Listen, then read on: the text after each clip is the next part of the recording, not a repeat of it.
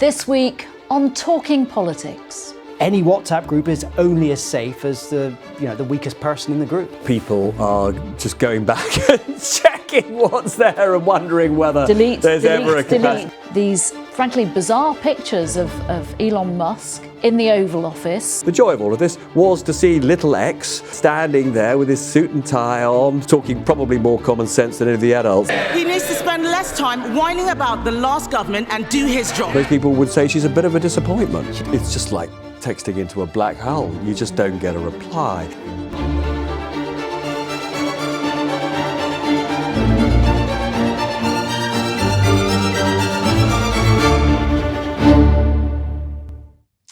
Hello and welcome to the show. I'm Nina Hossain, in for Tom, here with Robert and Carl, who is in for Anushka. Hello to you both. What a week again. All eyes on the White House, closer to home on WhatsApp. I just want to start with asking you, every time I work with you, you're constantly, both of you, on your phones all the time. I'm looking at it now just to be absolutely... Look, you've turned it over just to briefly. Avoid it. Yeah. Have you calculated how many hours you're on your phone each day, Robert? Look, I'm sure I could ask my phone to do that for me. I mean, it's too much. I'd rather not know. My phone tells me, but I ignore it. You live on your phone. Don't want to know. You live on your phone. I guess it's the nature of the job now, is it? If you go back 20 years, you wouldn't be using WhatsApp messages to conduct your business within the Westminster bubble. But now, tell me, how much is it crucial to getting those scoops? Oh, absolutely. I mean, it's the way everyone communicates. It's the way people communicate with each other in groups. It's the way you communicate directly with MPs and with special advisors. One of the interesting things, actually, is how it's killed email. Email is, you get press releases on email and stuff that is meant for a very wide distribution, but is often not that particularly useful. And I find increasingly, if somebody wants to tell me something and make sure I've heard it, they use the WhatsApp. In fact, even MPs have even started directing me to their officers. If I'm setting up a meeting, they'll say WhatsApp this person in my office, and that even a year ago, I would say that used to be in an email. So it's just taking over.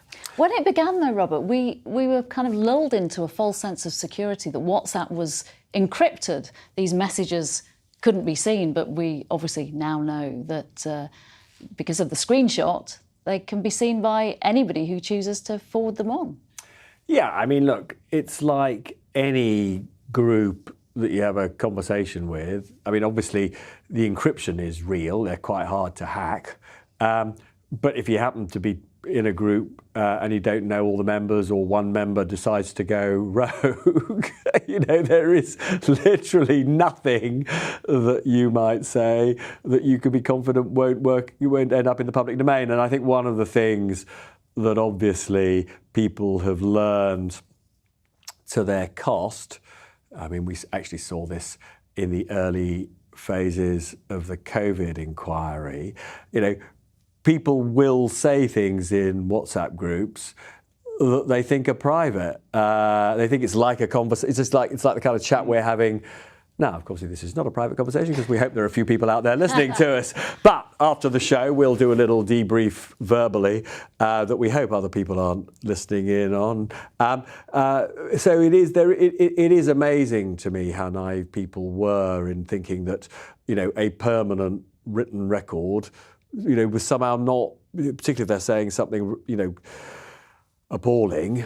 They can somehow keep secret. I mean, it has. I mean, I was in the lobby of the House of Commons as a political editor in the 90s, and the working practices have massively changed as a result of all sorts of different technologies. In those days, every single day there were huddles of journalists sharing, nuggets of information. They don't happen anymore. Because everybody's sharing, there are all sorts of different WhatsApp groups, and everybody's sort of gossiping, digitally, even though we're in the same physical space. But, when we were talking about this, because actually of the shock that many of us felt reading the terrible things that the Labour MP or Labour Minister, Andrew Gwynne, said, remarks that are,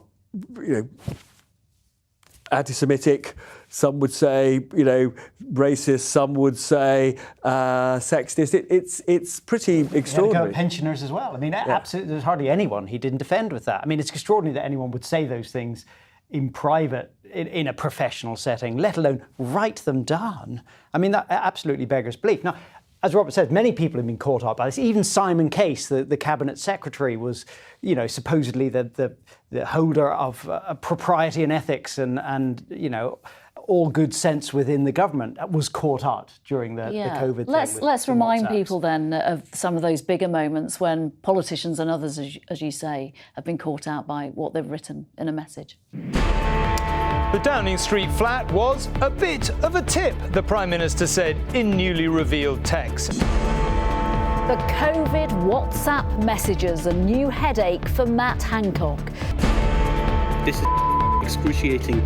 Their comms are awful. He is a clown. Nicola Sturgeon turns the air blue as her WhatsApp messages about Boris Johnson's government are read out at the COVID inquiry. A second Labour MP is suspended over offensive WhatsApp messages.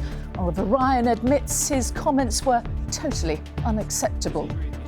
Has it changed the way you write a message in terms of you both thinking about what you commit to a WhatsApp with an MP when you're trying to get a scoop? Well, I mean, when I started off working for ITN, I was told never write anything down that you wouldn't want to be made public. And that was long before WhatsApp existed. And that is just a good rule for life, frankly, especially for someone who's, anyone in politics, anyone in the public eye. I mean, it seems to me a pretty simple rule.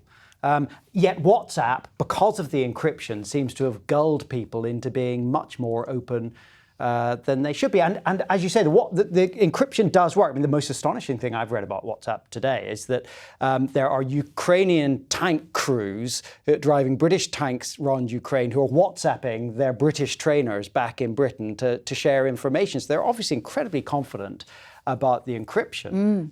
But any WhatsApp group is only as safe as the weakest person in the group. Yeah, and are you hearing within the Westminster bubble of MPs who are now thinking, my goodness, the Labour scandal is from years ago? Are they thinking, what have I written in 2018, 2017 that could now be unearthed? I'm sure people are, just going back and checking what's there and wondering whether there's ever a capacity. Well, the problem is they can delete it at their end, but they don't know who else has either got it. So this is going to be nerve-wracking for people. I mean, one of the things that, of course, almost everybody now does is set a timer for deletion. So I mean, you'll find that with pretty much every MP that you contact now. Is it if you're contacting for the first time, you get special advisors. They all have delete it. These messages will disappear. Normally 7 days. But so people are sort of belatedly learning, but. I mean, Carl's point is right. Anybody with any common sense, would never. I mean, it's just like, the thing that is sort of extraordinary in a way is if Andrew Gwynn is saying this on WhatsApp, you do slightly wonder what he was saying to people in private, because all this is a reflection of stuff that he's thinking, and I think one of the reasons why people are so upset. Absolutely rightly with these disclosures is because of what it says about, what people think is acceptable to express. Yeah, and it does. In any form. It does say something about the culture of the Labour Party in that part of the world and what was seen as acceptable discourse, and it does say something quite unnerving about that. There's something going wrong up there. And what does it tell us about how Labour responded to the discovery of these messages? Well, it just shows yet again that Starmer is somebody who doesn't muck about when it comes to getting rid of people who could be an embarrassment to him and the party. I mean, he did move incredibly fast to suspend both Ryan and Gwynn and now all the other councillors and members of that group. I mean, he genuinely doesn't mess about. Yeah. I mean, I think in this case, because the stuff that Gwynn said was so awful, it was a very easy decision to kick him out and suspend him from the party. And once that had happened, The other is almost. But we've seen. Look, but let's be clear. Although yes, you'd think it was easy, but we've seen with the past the previous government, how long it sometimes takes for, prime ministers. Boris Johnson quite often took ludicrous amounts of time to take action against people who plainly crossed lines. Yeah, he famously didn't like sacking people because the media had got to them, didn't he? Mm. I'd like to congratulate you on having that phone face down for the entire duration of our chat. We're doing the talking, but we want you to ask the questions. So email us on talkingpolitics@itv.com to make sure we're talking about the things that matter most to you.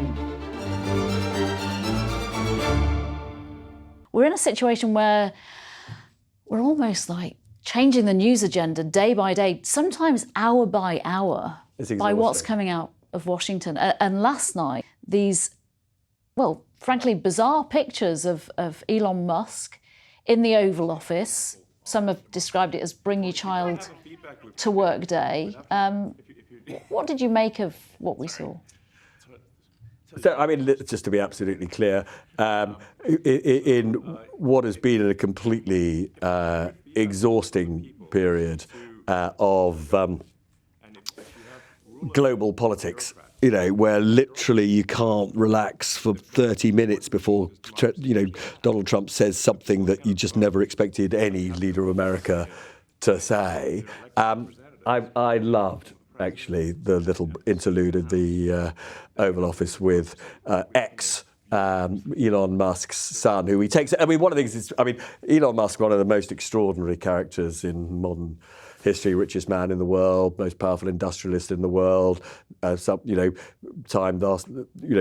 few days ago, pictured him on their mocked-up cover behind the Oval Office desk, claiming that he's more powerful than Trump.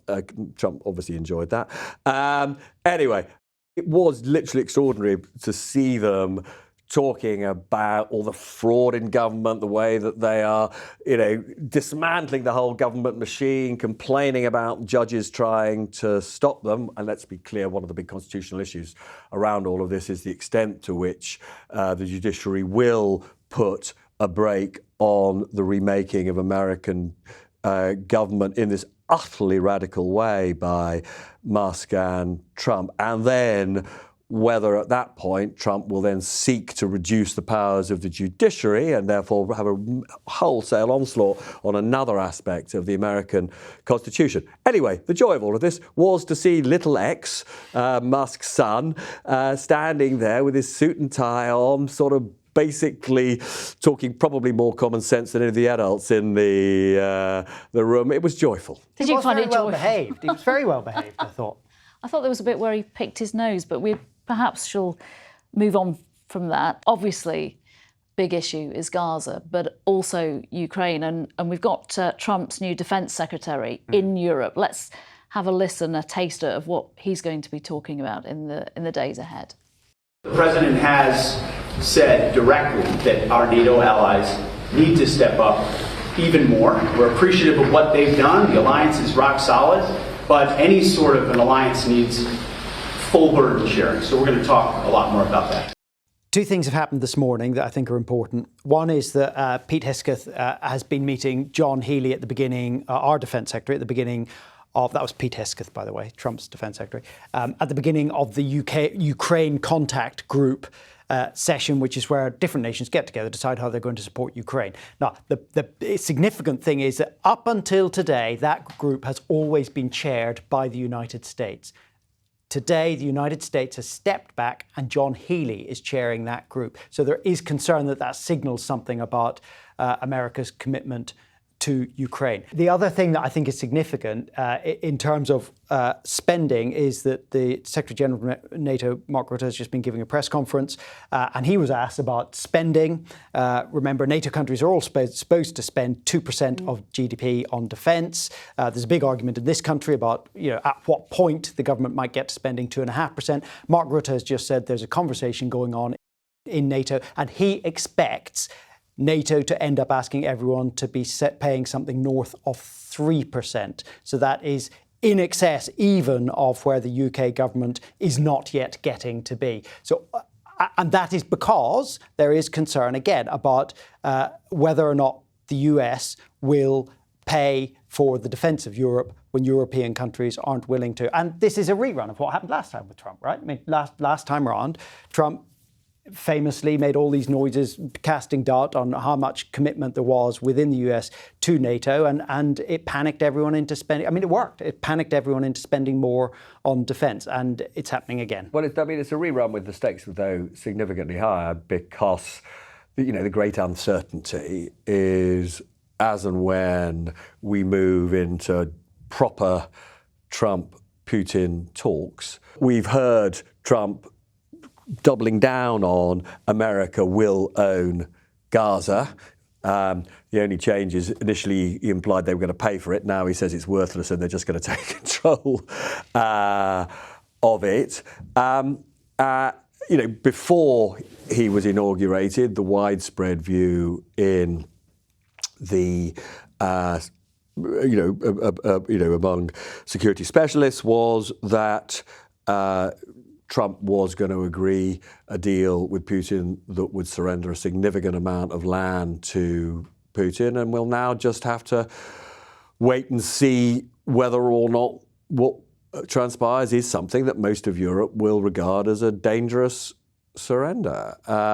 These are genuine, these are deeply troubling times. I mean, Trump disclosed to, I think, a New York Post reporter that he's already had private conversations with Putin since becoming president. We have no idea what the content of all of that was. It was very interesting, though, with the release overnight of the school teacher who was being held by Putin as a prisoner, where Trump welcomed that as a sign of thawing relations with Putin.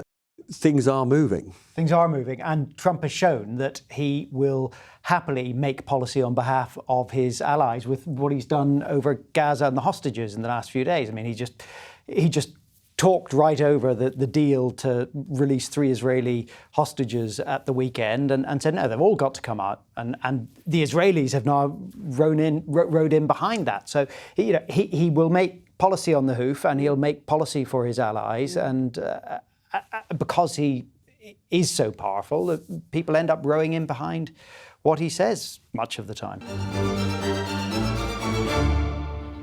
If you're enjoying the podcast, do hit subscribe to ensure you never miss an episode. Conservative leader Kemi Badenoch has celebrated a milestone this week, 100 days in the job. Let's listen to her when she first came to power, listing her priorities. Our first responsibility as His Majesty's loyal opposition is to hold this Labour government to account. Our second is to prepare over the course of the next few years for government, to ensure that by the time of the next election, we have not just a clear set of Conservative pledges that appeal to the British people, but a clear plan for how to implement them. A clear plan to change this country by changing the way that government works. I'm going to use that awful phrase, cutting through. Is she managing to cut through to voters with her message, with her priorities? Well, not with opinion polls or any kind of a guide. I mean, Tory's ratings are continuing to fall, reforms to rise. I mean, let's be clear. This is against the backdrop of a government that has squandered whatever popularity it had at the time of the general election. Labour ratings falling as well. No, she's absolutely not cutting through, I would say, in any way. Well, she's cutting through, but I think only in the sense that most people would say she's a bit of a disappointment. She's not been particularly visible, and that is her job, is to be visible. I think she does, in her defence, she wants to take a step-by-step approach to her leadership, and the first step in that is admitting the mistakes that the Tories made, then gradually and more strategically developing her platform. But actually, she's got to set a narrative for herself. She's got to tell people who she is and what she stands for, even if she doesn't have detailed policy. And nobody really expects the opposition to have detailed policies at this stage. But I'm not sure people even know what she stands for. And I mean, what her colleagues say, who still, certainly mostly support her. I mean, one of the things that we should notice is this was a party that acquired a pathological habit of civil war while they were in power. Certainly superficially, we are not hearing from Tory MPs, massively vicious criticism. Now, I think beneath the surface, and privately, they are worried. But we are not seeing an outbreak of hostilities against her. She does have supporters. There are many respected Tory MPs who think she's marvellous, and they come up with phrases like that she reminds them of Margaret Thatcher, and then they say, and don't forget that it was years before Margaret Thatcher acquired any kind of national popularity. And it's certainly true after I think she became leader in 1975. Yeah, in fact, come to think of it, is, believe it or not, 50th anniversary. And the opening years, particularly in a very sexist world, she was regarded as a joke and faced lots of criticism. And then she went on to be, one of the most important prime ministers, one would argue, since the war. The difference, however, is that in those days, people were just more patient. Yeah, right. And we live in a world of total impatience, and therefore the question is, at what point, if Tory fortunes continue to fall against an unpopular government, at what point do Tory MPs conclude that she's not up to it? There are many people who tell me that Jenrick is still running a sort of what they call a submarine leadership campaign, that beneath because he does still very much want that job. And so, she definitely can't be confident, even with the change in the rules that make it harder for Tory MPs to dislodge her. She can't be confident that she will be leader at the time of the next general election. Robert, has her team reached out to you?